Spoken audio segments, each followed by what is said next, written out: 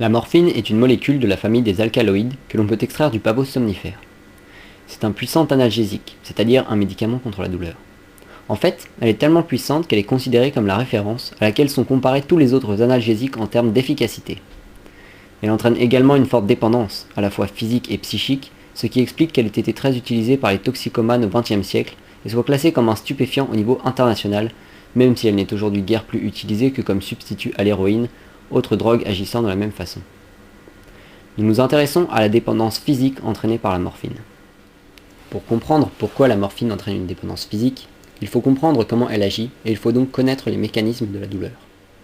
Un stimulus douloureux, comme une piqûre par exemple, entraîne la création d'un message nerveux. Ce message nerveux est ensuite véhiculé jusqu'à la moelle épinière par les fibres nerveuses dites afférentes qui se regroupent pour former les nerfs. Une fois le message nerveux arrivé à la moelle épinière, deux phénomènes ont lieu. Le premier est un mécanisme réflexe. Le message nerveux passe de la voie afférente, en bleu, à la voie efférente, en rouge, le plus souvent par l'intermédiaire d'un ou plusieurs interneurones, en vert sur le dessin. Le message nerveux repartant par la voie afférente va déclencher la contraction des muscles et provoquer le retrait involontaire de la main. Ce mécanisme est involontaire, stéréotypé et inné, c'est pourquoi il est qualifié de réflexe. Mais ce n'est pas lui qui est à l'origine de la sensation de douleur. C'est donc le deuxième phénomène qui a lieu dans la moelle épinière qui crée la douleur. Lorsque le message nerveux arrive dans la moelle épinière, il est transmis jusqu'au cerveau. Quand la douleur est trop intense, ce dernier peut la réduire grâce à un interneurone en vert.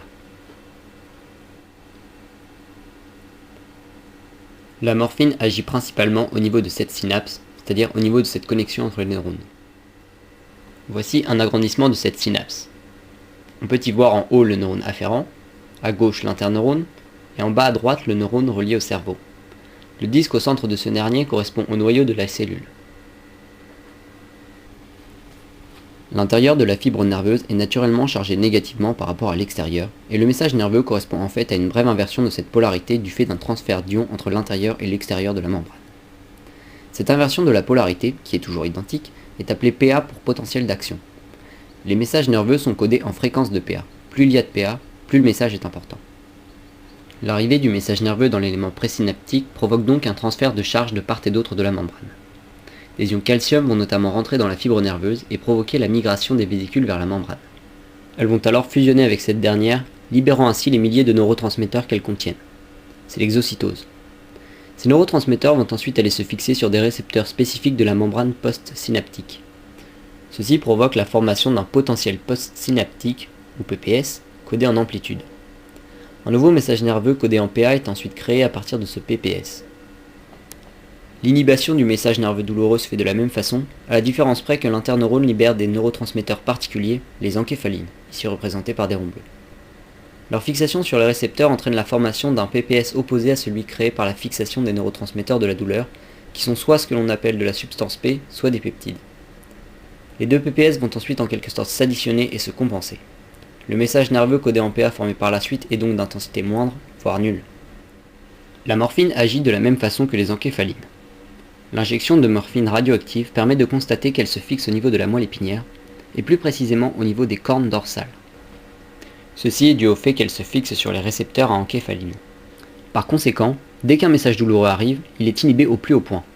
La sensation de douleur disparaît donc, ou du moins est très fortement réduite.